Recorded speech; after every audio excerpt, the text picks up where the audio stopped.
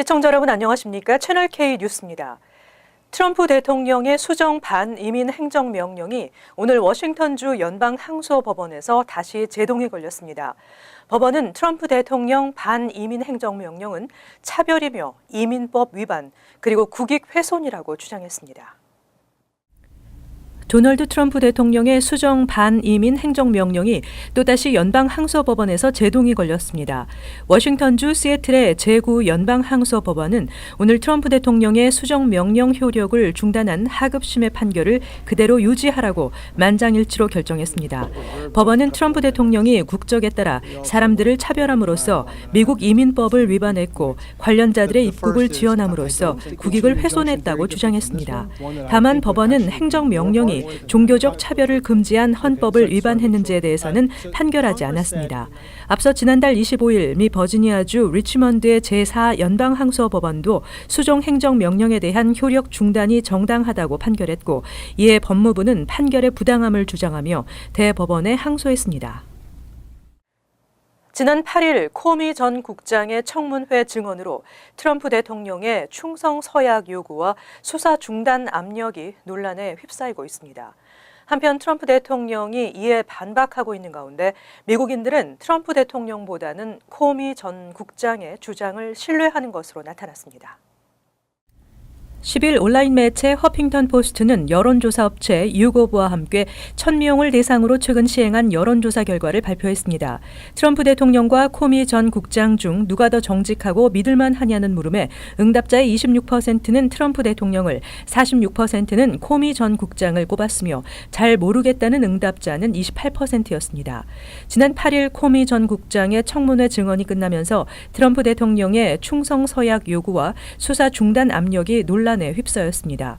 트럼프 대통령은 이에 대해 그러한 요구를 한 적이 없으며 이를 100% 선서한 상태에서 증언하겠다고 반박했습니다.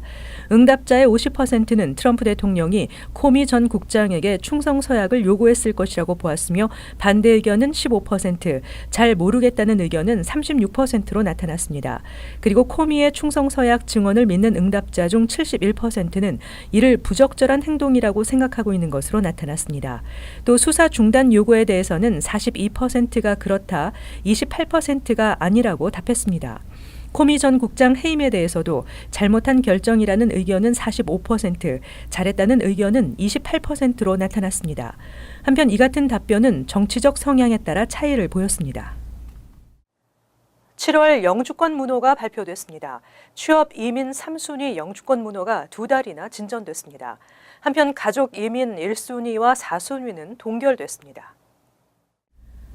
국무부가 9일 발표한 2017년 7월 영주권 문호에 따르면 취업 이민 3순위 영주권 문호는 지난달보다 무려 7주 반이나 앞당겨진 것으로 나타났습니다.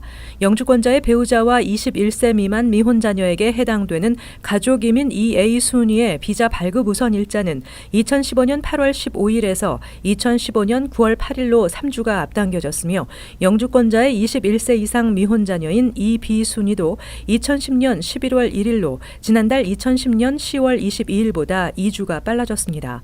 하지만 가족이민 1순위 경우 비자 발급 우선 일자는 2010년 12월 22일로 지난달과 같았습니다. 시민권자의 기혼 자녀인 3순위는 2005년 7월 8일로 지난달보다 일주일가량 빨라졌지만 시민권자의 형제 자매인 4순위는 2004년 5월 8일로 4개월째 제자리 걸음을 유지했습니다. 가족이민의 서류 접수 가능 우선 일자는 지난달과 같았으며 1순위는 2011년 7월 22일, 2A순위는 2016년 4월 8일, 2B순위는 2011년 9월 1일, 그리고 3순위는 2005년 12월 1일로 나타났습니다. 취업이민은 3순위를 제외하고 1, 2, 4, 5위 순위 모두에서 비자 발급 우선 일자가 오픈 상태를 나타냈습니다. 취업이민의 서류 접수 가능 일자 역시 모든 순위에서 오픈됐습니다. 오는 15일부터 텍사스 댈러스에서 열리는 제19회 미주 한인체육대회에 참가하는 뉴욕과 뉴저지 선수단이 잇따라 출정식을 갖고 필승을 다짐했습니다. 뉴저지 대한체육회는 지난 10일 뉴저지 한인회관에서 체육회 임원진과 한인 단체장들이 참석한 가운데 제19회 댈러스 미주 한인체육대회 출정식을 개최했습니다. 뉴저지 체육회는 태권도, 수영, 탁구 등 총 6개 종목에 42명의 선수단과 임원 6명, 참관인 5명 등 총 53명을 파견합니다. 서승철 뉴저지 대한체육회 회장은 선수들이 이번 체전에서 선의의 경쟁을 통해 좋은 성적을 거두고 부상 없이 대회를 마무리했으면 바란다고 당부했습니다. 이게 무슨 프로페셔널하는 대회가 아니기 때문에 각 대회 지혜를 지역을 대표해서 하는 선수들끼리 우위를 증진하는 게 더 큰 의미가 있다고 생각을 하고 있습니다. 그래서 그런 면에서 부상 없이 열심히 자기 있는 기량을 최대로 발휘하는 그렇게 무리하지 않고 대회를 치렀으면 하는 그런 생각입니다. 뉴욕 대한체육회도 지난 9일 저녁 플러싱 금강산 연회장에서 선수단 결단식을 개최했습니다. 뉴욕 체육회는 18개 종목에 224명의 선수와 임직원을 파견해 종합 우승에 도전합니다. 제19회 미주 한인체육대회는 오는 15일부터 3박 4일 일정으로 텍사스주 댈러스에서 개최됩니다. 지난 주말 저소득 가정의 주택 구입을 돕는 행사가 버겐카운티에서 열렸습니다. 비영리 공정주택그룹, 은행, 부동산 업체 등 40여 단체가 참석해 주택과 관련된 다양한 정보를 제공했습니다. 보도에 지한샘 기자입니다. 지난 토요일 티넥 메리엇 호텔에서 열린 제21회 버겐카운티 홈오너십 페어. 버겐카운티에서 제공하는 아메리칸 드림 프로그램은 주택 구매 시 카운티에서 다운페이먼트 최대 4만 불을 무이자로 지원하고 은행과 상담을 통해 나머지 비용을 파이낸싱 받는 주택 지원 프로그램입니다. 지금 21회째예요, 행사가. 21회째인데 매년 하는 거예요. 그러니까 버겐 카운티에서 이 하는 목적은 로우 인컴 패밀리가 집을 사고 싶은데 그 다운페이라든지 이런 것들이 충분히 준비가 안 됐을 때 도움받는 프로그램이에요. 이번 프로그램은 버겐 카운티에 거주 중이면 누구나 지원할 수 있습니다.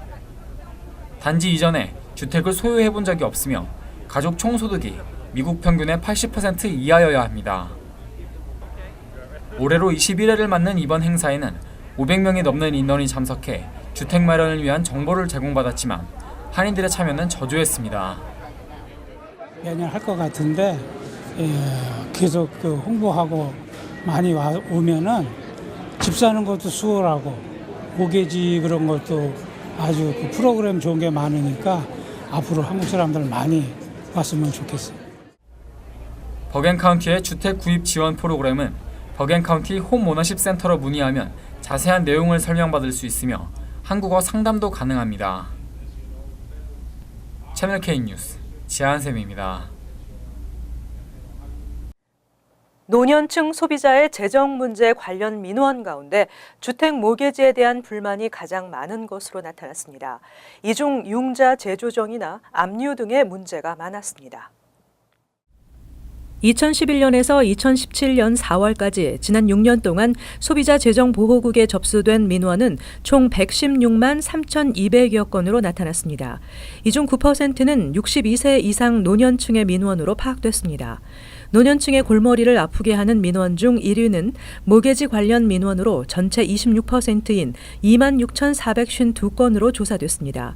다음은 채권 추심 25,561건, 크레딧카드 14,430건, 크레딧 리포트 13,798건 등으로 나타났습니다.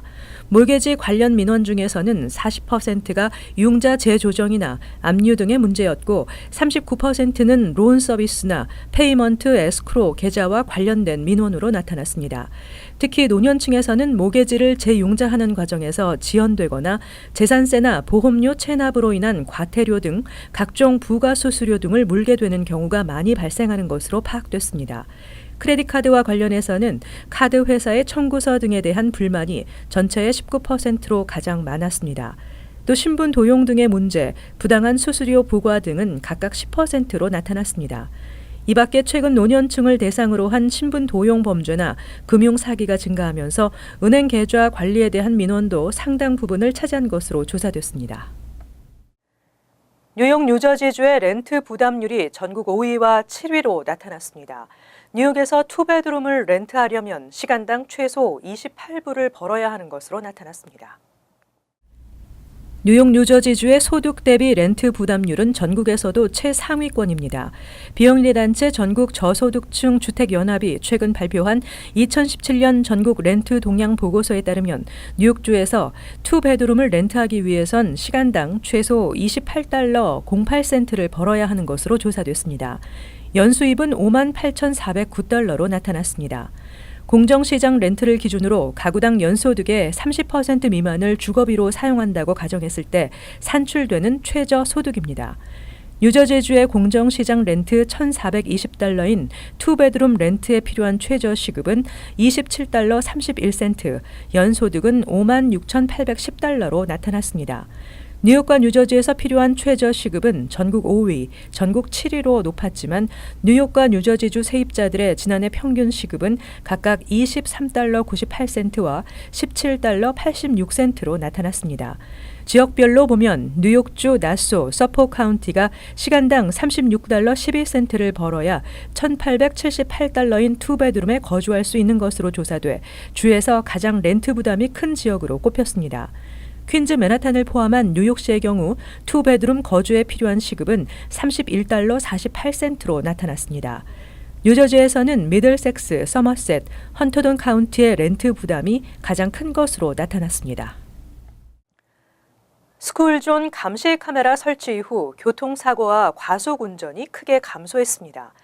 그러나 감시 카메라의 효과를 더 높여야 한다는 지적이 일고 있습니다.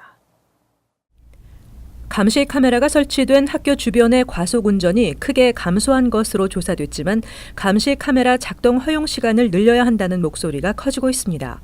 뉴욕시 교통국의 연구 보고서에 따르면 2014년에서 2016년 스쿨존 내에서 부상자가 발생한 교통사고는 15% 줄었으며 특히 과속 운전은 63%나 감소했습니다.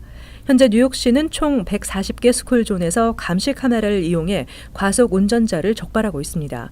과속 카메라 설치 이전인 2011년에서 2013년 3년간의 스쿨존에서 발생한 교통사고는 7,980건으로 나타났는데 감시 카메라를 설치한 후 3년 동안 7,361건으로 7.8%가 감소한 것으로 나타났습니다. 부상자 발생 사고도 2,597건에서 2,213건으로 감소했습니다. 추돌사고 부상은 1,914건에서 1,665건으로 13% 줄었으며 보행자 사고도 541건에서 23.3% 줄었습니다. 하지만 뉴욕주 현행법에 따르면 감시 카메라를 이용한 과속 단속은 수업일에 학교 오픈 시간부터 문을 닫는 시간까지 그리고 학교 건물 내에서 진행되는 특별 활동 시작 전 30분부터 종료 후 30분까지로 제한하고 있습니다. 이 때문에 감시 카메라의 효과를 극대화하기 위해서는 단속 허용 시간을 조정해야 한다는 지적이 나오고 있습니다. 종업원 크레딧 기록 조회 금지 법안이 뉴욕주 상원에서 추진되고 있습니다. 법안은 이미 채용된 종업원에게도 해당되며 고용주가 크레딧 리포트를 요구하거나 조회할 경우 불법 차별 행위로 규정하고 있습니다. 앞으로 뉴욕주 고용주들은 구직 지원자의 신용 기록을 조회할 수 없게 됩니다. 주 상원에 상정된 종업원 크레딧 기록 조회 금지 법안은 사업주가 종업원을 채용할 때 해당 종업원의 크레딧 리포트를 사용하지 못하도록 금지했습니다. 이미 채용된 종업원의 경우에도 승진이나 해고, 징계, 보상 등을 결정하는 과정에서 크레딧 리포트를 요구하거나 조회할 수 없습니다. 법안은 고용주와 각종 노동단체, 취업 에이전시 등에 적용되며 크레딧 리포트를 요구하거나 조회할 경우 불법 차별 행위로 규정하고 있습니다. 주정부를 비롯한 시, 타운 정부의 각종 라이센스 발급 과정에서도 신청자의 크레딧 기록을 조회하지 못하도록 하고 있습니다. 하지만 법원의 소환장이나 명령, 사법기관의 범죄 수사 등에 필요한 경우 주정부 또는 연방법에 따라 신청자의 크레딧 기록을 조회하도록 의무화하고 있는 기관의 경우에는 이 법안의 적용을 받지 않습니다. 이번 법안은 크레딧 점수가 낮다고 해서 구직자의 자격 수준이 낮다거나 범죄를 저지를 위험이 높다고 볼 수 없다는 각종 연구조사 결과가 발표되면서 관련법 제정 필요성이 꾸준히 요구돼 왔습니다. 이어서 LA 지역 한인사회 소식입니다. 은퇴연금 플랜 가입자들의 연금 수혜 혜택을 보장하는 새로운 법안이 오늘부터 시행됐습니다. 연방노동국은 은퇴 플랜을 관리하는 브로커나 보험 에이전트 등 재정 자문단들이 자신의 이익보다 고객의 이익을 우선시해야 하는 신탁 의무법인 피듀시어리 룰을 오늘부터 시행한다고 밝혔습니다. 피듀시어리 룰에 따르면 재정 자문단은 은퇴연금 투자자들에게 커미션을 많이 받기 위해 투자 상품을 소개하거나 조언을 해서는 안 되며 모든 관리비와 커미션을 투명하게 공개하고 투자 권고 시 목표와 대상, 위험성을 정확하게 판단해 공지해야 합니다. 앞서 바락 오바마 전 행정부는 미국민이 은퇴연금 플랜에 저축하는 비용 상당 부분이 커미션이나 관리비 등으로 빠져나가 가입자들이 손해를 본다며 이를 방지하기 위해 이번 법안을 제정했지만 도널드 트럼프 행정부 출범 이후 정부의 규제가 시장 경제의 자율성을 해칠 수 있다며 법안 시행이 연기돼 왔습니다. 한편 연방노동국은 피듀시어리 룰을 올해까지 반강제적으로 운영한 후 내년부터 의무적인 시행에 돌입한다고 덧붙였습니다. 미국 내 최초로 엔도 제약의 마약성 진통제가 오남용의 우려로 판매 금지됐습니다. 연방식품의약국은 미 전역 마켓 등에 유통된 엔도 제약의 오피오이드 진통제인 오파나 ER 제품에 대해 약물 오남용의 우려로 판매를 금지했다고 밝혔습니다. 이에 대해 당국은 마약성 진통제 오남용은 사회적으로 큰 문제가 되고 있는 만큼 면밀히 심의한 결과 약품이 주는 혜택에 비해 오남용으로 인한 위험성이 크다고 판단했다고 설명했습니다. 한편 연방질병통제예방센터 CDC에 따르면 미국 내 오이포이드 과다 복용으로 숨진 사망자 수는 지난 2015년 기준으로 4만 명으로 이는 한 해 교통사고로 숨진 사망자 수보다 많은 것으로 집계됐습니다. 이어서 간추린 소식입니다. 이제 매달 말 뉴저지주 차량국이 북새통이 되는 문제가 해소될 전망입니다. 9일 크리스티 뉴저지 주지사의 서명과 함께 뉴저지주 운전면허증 만료일 기준이 운전면허증 소지자의 생일로 변경됐습니다. 이와 함께 차량국 웹사이트를 통한 운전면허증 갱신이나 차량 등록증 갱신 등의 온라인 서비스 이용 시 발생되는 거래 수수료를 내지 않아도 됩니다. 당첨금이 4억 4,780만 달러로 치솟은 파워볼 복권이 캘리포니아주에서 팔린 것으로 나타났습니다. 하지만 당첨된 파워볼 복권 주인은 아직 나타나지는 않은 것으로 알려졌습니다. 이번에 팔린 파워볼 복권은 모두 2억 9,220만 장이며 당첨자는 단 한 명으로 나타났습니다. 이번 파워볼의 행운의 당첨 번호는 20, 26, 32, 38, 58과 파워볼 번호 3번입니다.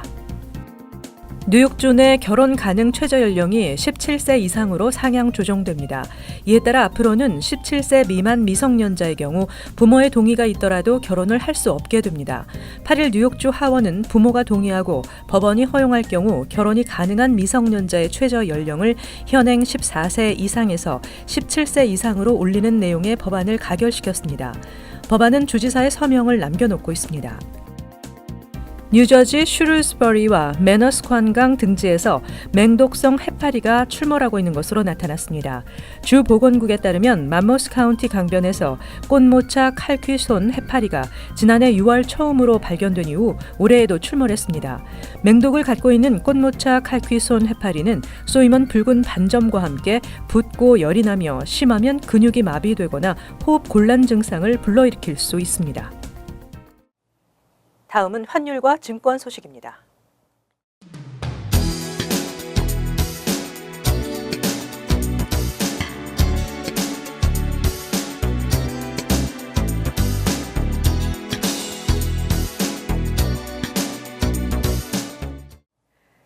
끝으로 날씨 전해드립니다. 화요일은 간간히 흐리다 오후부터는 천둥과 번개를 치는 지역이 있겠습니다. 낮 최고 기온은 92도, 섭씨 33도, 밤 최저 기온은 70도, 섭씨 21도 예상됩니다. 수요일은 대체로 맑겠으며 무더위가 한풀 꺾이겠습니다. 목요일은 대체로 맑은 날씨에서 차차 흐려지겠습니다. 금요일은 흐리고 비가 내리겠으며 오후엔 소나기가 내리겠습니다. 항상 여러분과 함께하는 채널K 뉴스 여기서 마칩니다. 시청해주신 여러분 고맙습니다.